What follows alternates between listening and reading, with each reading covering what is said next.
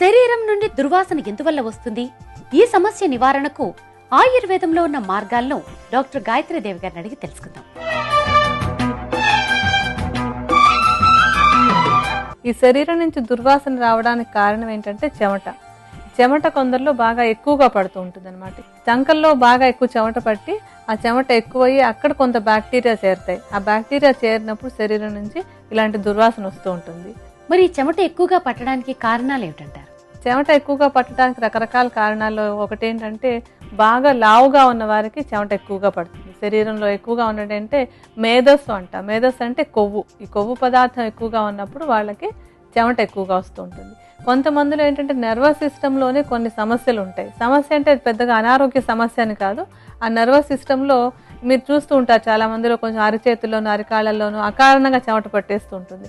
అది వాళ్ళ నర్వస్ సిస్టంలో ఉండేటువంటి ఒక అంటే సమస్య అంటే ప్రాబ్లం అని కాకపోయినా ఒక ప్రాబ్లం అది దానివల్ల కూడా ఈ చెమట కొంచెం ఎక్కువగా పడుతూ ఉంటుంది. తర్వాత తీసుకునే ఆహారం వల్ల కూడా ఈ చెమట పరిమాణం ఎలా ఉంటుంది అనేది ఆధారపడి ఉంటుంది. అంటే ఇప్పుడు ఎవరైనా కొంచెం ఎక్కువగా నాన్ వెజిటేరియన్ కానీ ఎక్కువ మసాలా పదార్థాలు ఎక్కువ అంటే ఏంటంటే గరం మసాలాలు అవి వేసుకున్నటువంటి పదార్థాలు ఎక్కువగా తీసుకున్నా, కొంచెం ఎక్కువగా కారం తింటూ ఉన్నా కూడా చెమట ఎక్కువగా పట్టేందుకు, ఆ చెమట వాసన వచ్చేందుకు కూడా అవకాశం ఉంటుంది. అలాగే కొంతమంది వెల్లుల్లి అది ఎక్కువగా తింటూ ఉంటారు. వాళ్ళకు కూడా కొంత చెమట ఎక్కువ రావటం, వాసన ఎక్కువ వచ్చేందుకు కూడా అవకాశం ఉంటుంది. ఎక్కువ టెన్షన్లు పడుతూ ఉంటారు, తొందరగా ప్రతిదానికి ఆందోళన చెందుతూ ఉంటారు. అలా ఆందోళన చెందే వాళ్ళలో కూడా చెమట ఎక్కువగా పడుతుంది అనమాట. ఎప్పుడైతే ఎక్కువ చెమట పడుతుందో దాన్ని మనం శుభ్రం చేయకుండా ఉంచేసామో ఆ చెమటలో తప్పనిసరిగా బ్యాక్టీరియా చేరటం, అది దుర్వాసన కారణం అవటం జరుగుతుంటుంది. డాక్టర్ గారు, మరి శరీరం నుంచి దుర్వాసన రాకుండా ఉండేందుకు ఏమేం చేయొచ్చు అంటారు?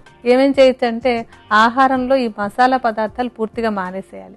ఆ మసాలాలు మానేసి కొంచెం తేలిగ్గా అరిగేటువంటి ఆహారాలు అంటే మనకి ఆకుకూరలు, తర్వాత బీరకాయ, పొట్లకాయ, సొరకాయ లాంటివి ఏంటంటే తొందరగా అరిగిపోతాయి. ఇటువంటి ఆహారాలు చెమట ఎక్కువగా పట్టకుండా ఉండేందుకు అవకాశం ఉంటుంది అన్నమాట. అలాగే కమ్మటివి, తీయటివి ఈ పదార్థాలు కూడా చెమట లేకుండా ఉండేందుకు సహకరిస్తాయి. ఆ తర్వాత మరొకటి ఏంటంటే ఎప్పటికప్పుడు స్నానం చేస్తూ ఉండడం. ఇలా కొంతమందికి స్వభావరీత్యా కొంచెం ఎక్కువ చెమట పడుతూ ఉంటే కనుక వాళ్ళు ఉదయం, మధ్యాహ్నం అవసరమైతే మరొకసారి స్నానం చేయడం, సాయంత్రం స్నానం చేయడం తప్పనిసరిగా చేస్తూ ఉండాలి. ఆ తర్వాత ఆందోళన ఉంటుంది కొంతమందికి. ఈ ఆందోళన ఉన్నవాళ్ళు ఆందోళన తగ్గించుకునేందుకు కొన్ని ఆహారంలో మార్పులు చేసుకోవడం కానీ, లేకపోతే యోగా కానీ, కొంత వ్యాయామం అంటే శరీరం అలసిపోయే వ్యాయామం కాకుండా అలవకుండా శరీరంలో నర్వస్ సిస్టమ్ని అదుపులో ఉంచేందుకు కొన్ని వ్యాయామాలు ఉంటాయి. అలాంటి యోగ వ్యాయామాలు కానీ, కొన్ని ప్రాణాయామాలు కానీ చేస్తున్నట్టయితే కనుక ఆందోళన వల్ల ఎక్కువగా వచ్చేటువంటి చెమట, నర్వస్ సిస్టంలో ఉన్న సమస్యల వల్ల వచ్చేటువంటి చెమట కూడా అదుపులోకి వస్తుంది.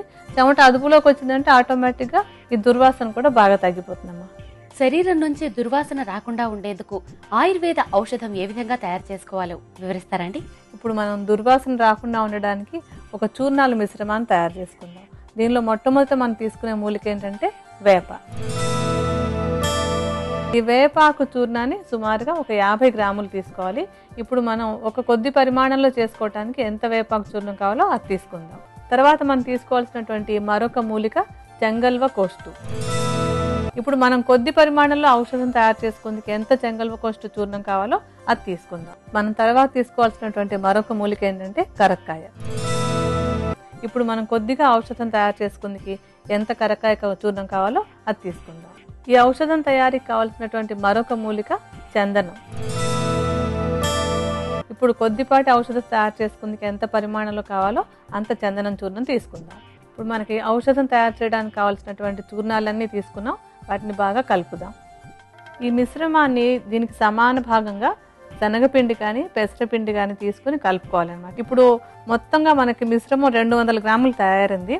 ఆ 200 గ్రాముల మిశ్రమానికి 200 గ్రాముల పిండిని కలపాలన్నమాట. ఆ పిండిని కలిపి భద్రపరిచి ఉంచుకొని దాన్ని రోజు స్నానం చేసేటప్పుడు ఒళ్ళు రుద్దుకోవటానికి వాడుకుంటూ ఉండాలి. ఈ మూలికల చూర్ణంతో కలిపినటువంటి శనగపిండితోటి నిత్యం స్నానం చేసేటప్పుడు ఒళ్ళు రుద్దుకుంటున్నట్టయితే కనుక చెమట తగ్గిపోతుంది, తద్వారా వచ్చేటువంటి దుర్వాసన కూడా తగ్గిపోతుంది. కొంతమందిలో ఈ మూలికల మిశ్రమంతో కలిపిన సున్నిపిండితో స్నానం చేస్తే సరిపోతుంది. అయితే కొంతమందిలో ఏంటంటే చంకలో ఇంకా బాగా ఎక్కువ చెమట పడుతూ ఉంటుంది.